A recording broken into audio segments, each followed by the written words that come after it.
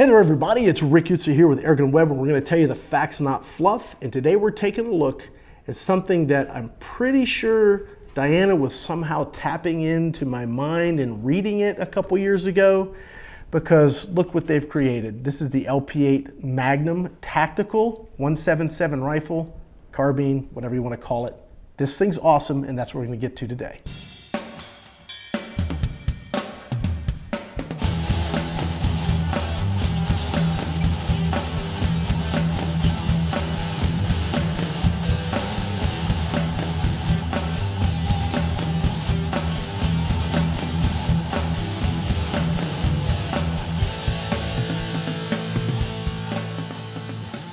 All right, before we start, I want to say thank you to Pyramid Air for sponsoring AirgunWeb in these videos. Guys, if it wasn't for them, I wouldn't be able to do this. When you're looking to get your next airgun, looking to get your next batch of airgun supplies, pellets, scopes, whatever, do so over at www.pyramidair.com, and please let them know that Rick sent you their way. So let's go ahead and get on to this review here. So this, if you've been into airguns, you already know what that is. That is the Diana LP8 Magnum 177 in this case. It is a great little pistol. It is probably one of the better Magnum pistols on the market. Now, I have misplaced my cocking handle, but as you can see, it's a little bit of a muscle workout. Automatic safety, and very, very accurate. Just a nice pistol. This thing's been around for a while, and like I said, it's probably one of the better pistols you can buy if you want a pistol. Now, what I struggled with this product was that it's very big. Anytime you take and try and make a Magnum Power spring pistol, it's going to be big. I think that was my one thing I didn't love about this, because it's quite heavy. You know, if I'm gonna shoot from the rest or I'm gonna shoot from a bag or something, no big deal. Target practicing, great.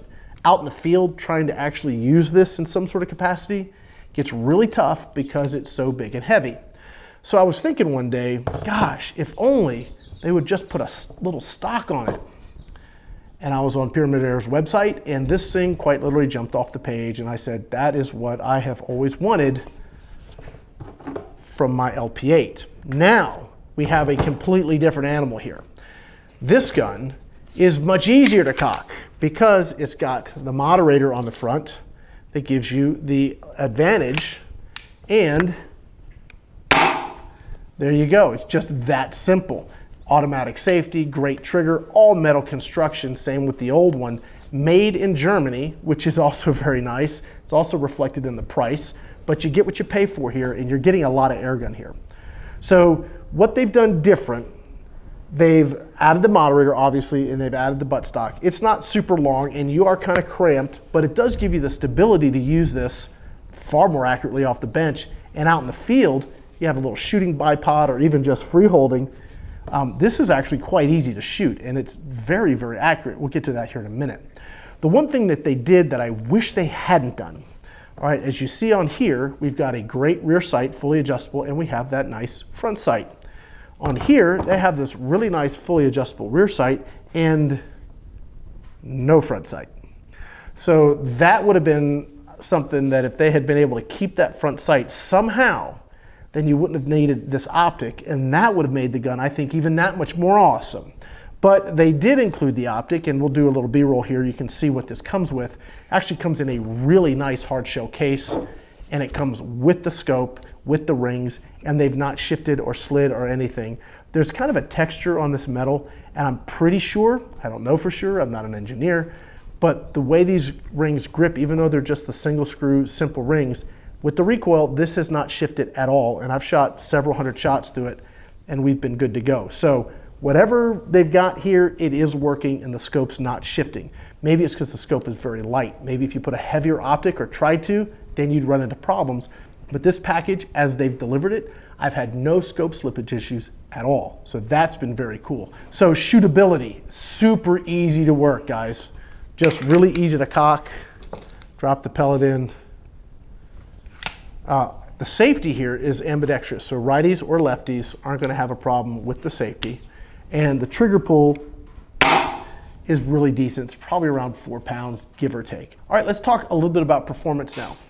Normally with like the pistol, it's purely for me just to target target piece. It's, 177, Wadcutters, target shooting, it's great for that. But when I come to this, I start thinking about backyard pesting as well as target shooting. In that capacity, I actually think it's got some possibilities.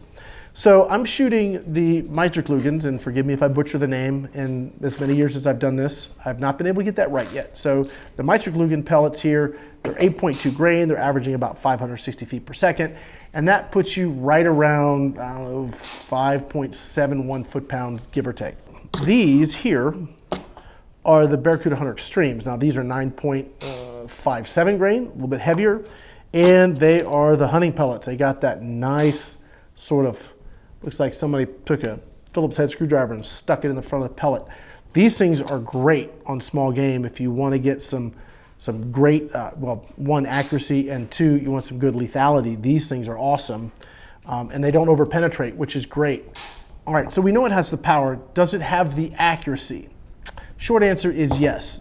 Here's the Meisterkugeln, again, 8.2 Wadcutters, 20 yards, that's what I'm getting. Not terrible. You'll see in the shot group, the first few were really stacking up nicely, and then things started to shift a little bit. I'll get as to why that was here in a moment. Now I'm going to shift over to my Baracuda Hunters, or Hunter Extreme, excuse me, and they shot better, which is very cool. That is, I don't know, 1.25 inches or so, 20 yards. And again, while this is in a carbine sort of rifle-ish format, it still is a pistol. So when you think about that, think about the accuracy. Pistols, we shoot these at 10 meters. This shot group here, 20 yards, double that, not quite, but double that essentially. That's what we're getting. That is completely effective for small game hunting and pest elimination. Now, why are the groups not as super tight as they could be? That all comes down to the optic. This is your basic budget red dot scope. Does it work? Yes. Has it held zero? Yes. But the dot is really fat. And what I mean by that is when I take and put that dot on this target, it completely wipes out the red center. It's that big at 20 yards. So the MOA on the dot's a little bit large, and because of that, that's going to impact just how tight you can get that accuracy. Now, could you put a different scope on here? Yeah, I'm sure you could. Does it then sort of ruin the form factor? Possibly. If you're out for just pure target shooting, it may be a great option. It's lightweight, easy to cock, fun to shoot. You could probably get some really good groups at 20 to 25 yards with this, and it's just that small. If you're out pesting though, or even taking this in a backpack out hunting or camping or whatever, and you just want to pop a jackrabbit here or there, or take a cottontail for dinner, or whatever you might want to do, that big optic may just take away from the whole point of it. So while the dot's big, really the usability is fine if you're okay with that. If you want more precise than that, then I would probably say look for a really compact scope or another red dot that has a really tight, very tight dot with a smaller MOA, and you'll be able to have more consistently accurate groups at range. So that's really the only caveat.